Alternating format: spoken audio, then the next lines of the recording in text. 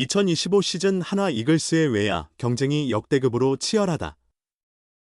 뉴욕 양키스 최고 유망주 출신인 에스테반 플로리얼이 중견수를 맡으면서 외야 코너 자리를 두고 주인을 찾는 싸움이 한창이다. 외야수 이진영도 부상을 털어내고 스프링 캠프에서 구슬땀을 흘리고 있다. 2022년 4월 기아에서 한화로 트레이드된 이진영은 2023 시즌 121경기에서 타율 0.249, 10홈런, 50타점, 오패스 0.738을 기록하며 한화의 주전 외야수로 자리 잡을 가능성을 보여줬다. 데뷔 후 처음으로 두 자릿수 홈런을 기록했고 장타력 면에서 최고의 시즌을 보냈다. 그렇게 주전으로 정착하는 듯했으나 2024년 다시 부진했다. 컨택률을 높이기 위해 타격폼을 바꿨지만 원하는 결과가 나오지 않아 힘든 시간을 보냈다. 설상가상으로 5월 2군 경기 도중 손목 유구골 골절 부상을 입으며 수술까지 받았다. 시즌 막판 1군에 복구하긴 했지만 42경기에서 타율 0.204, 1홈런, 13타점, 오패스 0.583으로 시즌을 마무리해야 했다. 최근 멜버른 볼파크에서 만난 이진영은 지난해 이 시기와 부상 당시를 회상했다. 그는 타격폼을 바꾸긴 했지만 시즌이 시작되기 전에 다시 원래대로 돌렸다. 폼 자체는 괜찮았는데 심리적으로 흔들렸다고 아쉬움을 드러냈다. 이진영은 부상에도 참고 경기에 나섰다고 한다. 그는 아프긴 했지만 경기 중에는 열이 올라서 괜찮은 줄 알았다. 통증이 있긴 했지만 골절일 줄은 몰랐다. 병원에 가서 알았다고 설명했다. 왜 아픈데도 말하지 않았냐는 질문에 그는 할 수 있을 거라고 생각했다. 그리고 1군에 올라가고 싶었다고 답했다. 지난 시즌에 아쉬움이 컸던 만큼 올해는 더 잘하고 싶은 마음이 크다. 김경문 감독도 기대를 걸고 있는 선수 중 한 명이다. 김 감독은 마무리 캠프에서 야간 연습을 하던 이진영에게 조용히 한마디를 건넸다. 그는 감독님께서 식사를 마치고 들어가시다가 가끔 마주쳤는데 그때마다 자신감 있게 해라. 네가 가진 것이 좋으니 편하게 해라. 너무 많이 생각하지 말고 쳐라라고 말씀해 주셨다. 또 잘하고 있으니 힘 빼고 해라라는 말을 해주셨다. 그러면 나는 다른 부분은 만족하시는구나라고 생각했다고 밝혔다. 감독의 짧은 한마디가 선수들에게는 큰 자신감을 불어넣는다. 이진영 역시 영향을 받지 않을 수 없었다. 그는 감독님께서 얼리 훈련부터 엑스트라 훈련까지 나오신다. 늘 곁에서 지켜봐 주신다며 행복한 마음으로 타격 연습을 하고 있다. 오히려 지금이 내 기량을 더 잘 보여줄 수 있는 시간이라 좋다. 부담감보다는 자신감이 더 크다고 강조했다. 이진영은 임종찬, 이원석, 최인호, 김태현 등과 외야, 코너 두 자리를 두고 치열한 경쟁을 벌이고 있다. 실전 경기를 치러야 윤곽이 드러날 전망이며 오키나와 캠프가 중요한 기회가 될 것으로 보인다. 그는 우선 첫 번째 목표는 주전 자리를 차지하는 것이다. 그 목표를 이루면 다음 목표를 세울 생각이다. 수비는 자신 있다. 최대한 많은 경기에 출전하고 싶고 팀이 좋은 성적을 거두길 바란다고 간절한 소망을 전했다. 하나 외야수들은 캠프에서 치열한 경쟁 중 중견수는 플로리얼, 나머지 두 자리는 누구 차지? 2025년 한화의 호주 멜버른 스프링 캠프에는 총 9명의 외야수가 참가했다.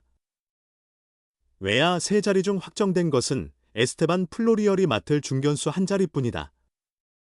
나머지 코너 두 자리는 이번 봄까지 계속될 치열한 경쟁을 통해 결정될 예정이다. 플로리얼을 제외하면 국내 선수로는 김태현, 최인호, 이진영, 임종찬, 이원석, 이상혁, 최준서, 이민재가 1군 캠프에서 구슬땀을 흘리고 있다. 지난해 100경기 이상 출전한 김태현이나 올해 신인 이민재 모두 절실함은 마찬가지다. 2024 시즌 종료 후 마무리 캠프부터 사실상 주전 경쟁을 펼쳐온 김태현은 김경문 감독님께서 경쟁에서 살아남아야 한다고 하셨다며 모두 감독님 눈에 들기 위해 최선을 다하고 있다고 전했다. 8명의 경쟁자 중 김태현은 지난해 126경기 타율 0.291, 12홈런, 61타점, 오패스 0.799를 기록하며 인상적인 타격 성적을 남겼다. 주로 우익수를 맡았으며 지난해 내야와 외야를 오가던 것과 달리 올해는 외야에 집중하고 있다. 타격이 강점인 만큼 수비를 보완하면 올 시즌도 기회를 받을 가능성이 크다. 좌익수로 가장 많은 이닝을 소화한 최인호는 2024 시즌 82경기 타율 0.286, 오패스 0.761을 기록했다. 아직 풀타임 경험은 없지만 강점인 콘택트 능력을 바탕으로 지난해 가장 많이 톱타자로 나섰다. 그가 주전 외야수로 자리 잡는다면 하나가 해결하지 못한 리드오프 문제도 자연스럽게 풀릴 수 있다. 지난해 부상 등으로 기복이 있었던 이진영은 중견수와 코너 외야를 모두 소화할 수 있다. 2024 시즌 42경기 타율 0.204로 부진했지만 2023년에는 121경기 타율 0.249, 10홈런, 오패스 0.738을 기록하며 장타력을 보여줬다.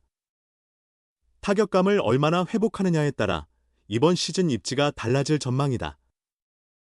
임종찬은 지난 시즌 시범경기에서 10경기 타율 0.476으로 돌풍을 일으키며 개막 초반 중견수로 기회를 얻었으나 이후 부진하며 24경기 출전에 그쳤다. 그러나 퓨처스리그에서는 홈런 13개를 기록하며 장타력을 입증했다. 강한 어깨를 지닌 만큼 수비에서 강점을 보일 수 있으며 1군에서 타격 능력을 증명하는 것이 핵심 과제다. 이원석은 타격에서 두드러진 성과는 없지만 감독이 중요하게 여기는 주루와 수비에서 장점을 갖고 있다. 키 177cm, 몸무게 69kg로 체격이 작았던 그는 비시즌 동안 강도 높은 벌크업을 통해 10kg 이상 증량한 상태로 캠프에 참가했다. 타격에서도 벌크업 효과가 나타난다면 대주자나 대수비가 아닌 선발로 더 많은 기회를 얻을 가능성이 있다. 지난해 투혼 넘치는 플레이로 김 감독의 눈길을 끈 이상혁과 프로 2년 차 이하인 최준서, 이민재도 1군 캠프에서 값진 경험을 쌓으며 성장을 준비하고 있다. 오랫동안 외야 뎁스 문제로 고민해온 하나가 이번 겨울을 통해 확실한 주전 외야수를 찾아낼 수 있을지 관심이 집중된다. 내가 가진 걸 믿고 해. 야간 훈련 중 이진영에게 건넨 김경문 감독의 조언.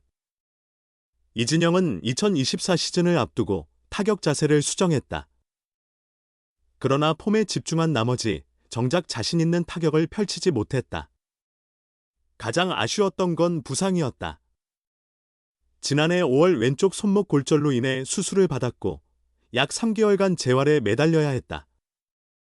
최근 대전에서 스포츠 경향과 인터뷰한 이진영은 새로운 도전을 시도하며 결과에 대한 기대가 컸다며 그러나 부상으로 아무것도 할 수 없다는 생각이 들면서 심적으로 너무 힘들었다고 털어놓았다. 2023 시즌 이진영은 121경기에서 타율 0.249, 10홈런, 50타점, 오패스 0.738을 기록하며 하나의 주전 외야수로 자리 잡을 가능성을 보여줬다. 하지만 그는 스스로를 믿지 못했다.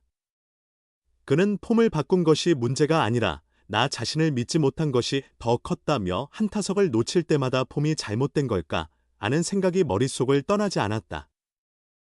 그러면서 점점 멘털이 흔들렸다고 돌아봤다.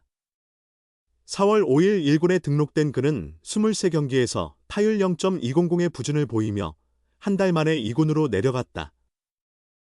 1군에서부터 좋지 않았던 손목은 퓨처스, 2군, 리그 기아와의 더블헤더 경기 중 더 이상 버틸 수 없는 상태가 됐다.